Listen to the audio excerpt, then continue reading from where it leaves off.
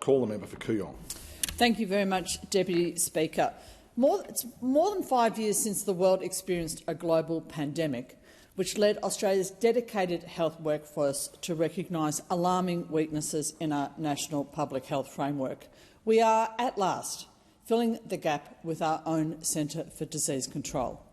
I thank the Minister for Health and Ageing for stewarding this legislation. It's important, and I look forward to the creation of an independent statutory centre in the new year.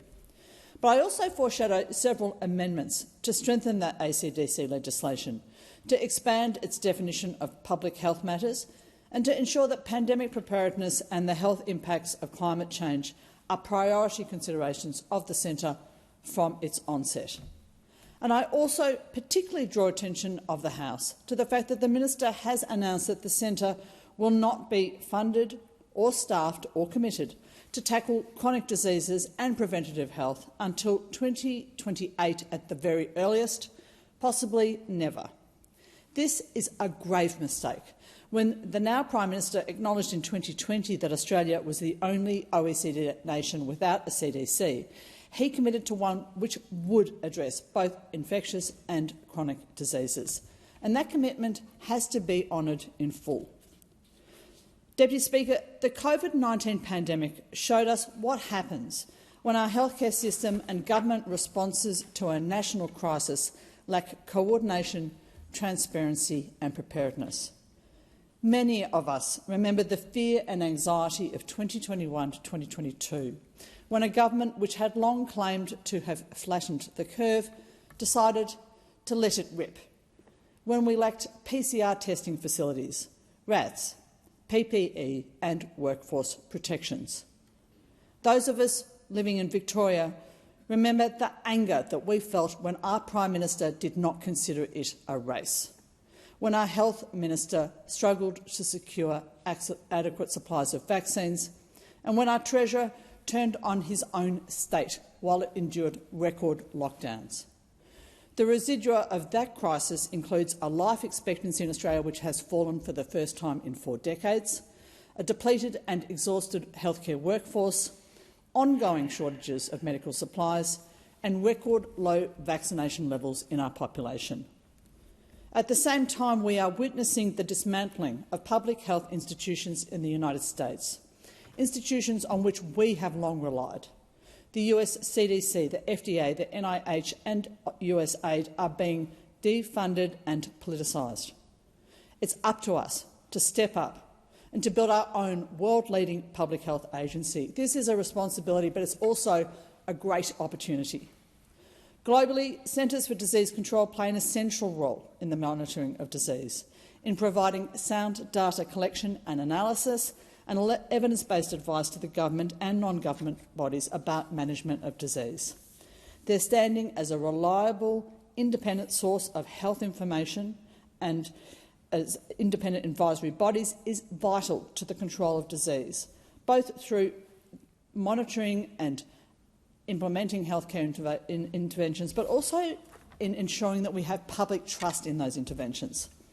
Over decades of experience, centres in North America, Africa, Europe and China have led the world in public health workforce development, in global immunisation programs, in responses to communicable diseases outbreaks, in public health measures like seatbelt and anti-tobacco campaigns, and in concerted efforts to reduce the burden of chronic diseases like cardiovascular disease, diabetes, respiratory disease and injury. Our CDC should be all of those things. It should work collaboratively with state and territory health institutions, and it should train the public health care workforce of the future. It should be a trusted voice, giving us trustworthy public health information, a single authoritative voice, at a time when we're experiencing growing misinformation and declining trust in government. The CDC must embed best practice medical research.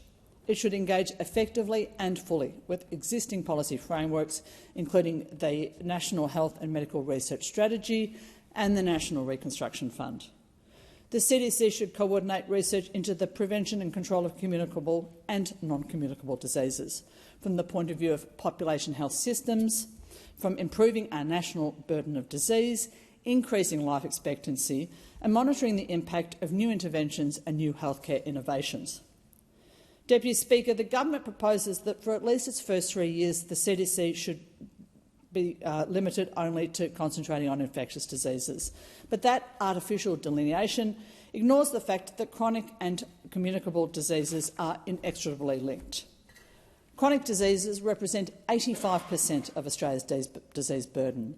They cause or contribute to 9 out of every 10 deaths in this country. 60% of Australians live with at least one chronic condition. Cancer, diabetes and obesity and cardiovascular disease are our biggest and our fastest growing healthcare challenges. But chronic diseases also render individuals more susceptible to infections and to the health effects of climate change. They disproportionately affect Indigenous Australians, rural communities and those who are living in disadvantage. They contribute to inequity, to shorter life expectancy and to higher healthcare costs. In 2021, the most disadvantaged 20% of Australians economically were 6 times more likely to die from COVID-19 than the most advantaged 20%. And that's why the CDC has to have a mandate to address chronic disease from day one. The recently released National Climate Risk Assessment showed very starkly the risk of climate change to our health, to our economy, to our environment and to our national security. We're already seeing the health impacts of climate change. In the 445 deaths attributable to smoke exposure during the 2019 to 2020 Black Summer bushfires, in the loss of more than 3,200 Australians every year from respiratory disease related to air pollution. That's way more than the number of people killed on our roads. In the increasing deaths from heat stroke and from humidity. Nearly 80% of us have personally experienced at least one extreme weather event since 2019. And the Climate Risk Assessment delineated the risks associated with coastal inundation, loss of agricultural yield, increased spread of infectious diseases and loss of infrastructure, essentially compounding and cascading disasters. 2 of every 3 young Australians report that climate concerns negatively impact their mental health. Children born in 2021 will experience 7 times more climate-related disasters in their lifetime than previous generations. Fossil fuels cause direct and indirect health harms, from air and plastic pollution, from climate change and from biodiversity loss. So we have a duty to the next generation to map and plan best practice healthcare, all forms of healthcare, for this country. And our CDC should do that from day one. The CDC should consider all preventable health conditions, and this should include the health impacts of gambling harm. Gambling addiction is a growing public health concern that affects individuals, families and communities across Australia. It's linked to mental health conditions including depression, anxiety and suicidal ideation. It has physical health impacts such as stress-related illnesses, sleep disorders and substance abuse. And it causes social and economic consequences, including relationship breakdowns, financial hardship, housing insecurity and, tragically, domestic violence. We should be addressing this as a public health crisis in the same way that we approached tobacco in the 1970s, with courage and with vision, by prioritising preventive health, by embedding harm reduction in prevention and education strategies, by providing early intervention and education services, and legislating limits on advertising of the predatory online gambling industry. By doing that, we can limit the hurt and the harm it causes. And I move the amendment circulated in my name, Deputy Speaker, to that end.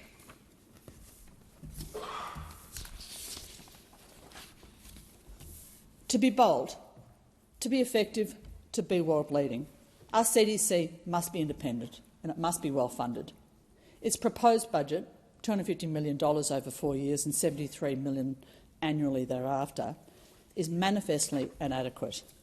Compare that to Canada's Public Health Agency, which receives $675 million a year, to the UK Health Security Agency, £600 million annually, and the US CDC, over $12 billion a year.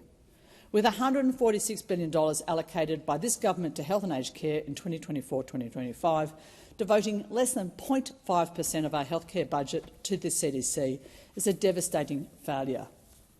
That budget looks even more measly when we consider the cost of the health impacts of climate change. Air pollution alone costs us $6.2 billion a year.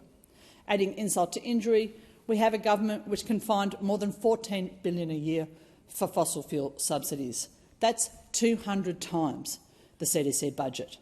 So we have a government which will pay fossil fuel polluters the equivalent of $600 a year per Australian, but will stump up only $3 a year per Australian for the premier public healthcare body. We are spending billions of dollars to support industries that are harmful to our health, while we are underestimating and underinvesting in the agency which is designed to protect it. Never before has Australia more urgently needed an independent, agile and effective centre for disease control. The challenges we face, from infectious diseases to chronic disease, from antimicrobial resistance to the health impacts of climate change, demand a coordinated, expert-led response. This government's vision for the centre falls short of what we were promised during the pandemic. It falls short of what Australians need and what Australians deserve. It's not just about public health. It's about national resilience. It's about economic opportunity. It's about ensuring that Australia can develop, manufacture and distribute critical medical interventions, vaccines, diagnostics, equipment, treatments, when we need them most. And we can do that with faith in our system, with transparency and with equity. It would be a great, great tragedy for us to fail this generation and those which are to come by creating an Australian CDC without the vision and the generosity that those generations deserve. So I congratulate the government on creating an independent CDC, which will provide transparent advice to government and which will be subjected to regular reviews of its activities and its scope. But I ask it to build a CDC that protects all Australians, not just from pandemics, from all of the preventable diseases that shorten our lives and put strain on our health system. The greatest priority of our healthcare system should be that it stops Australians from getting sick and from dying from preventable diseases. The decisions that we make now about the scope, the remit and the funding of this CDC will shape our nation's health for decades to come. This government has an extraordinary opportunity to leave a significant and lasting legacy. It has to be bold enough to take it.